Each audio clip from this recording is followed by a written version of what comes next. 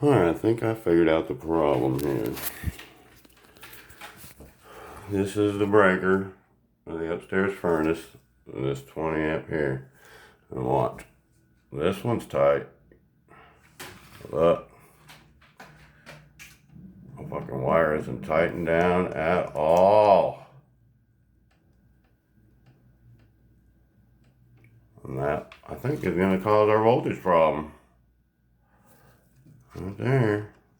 You can't get good solid voltage when the fucking wire is not tightened down. Alright, now we gotta check the rest of them.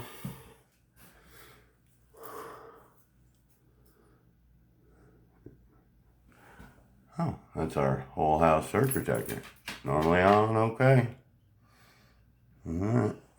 So, I think I might have found a problem. Maybe this heater will work now. Alright, I'll let you know what happens. Thank you for watching.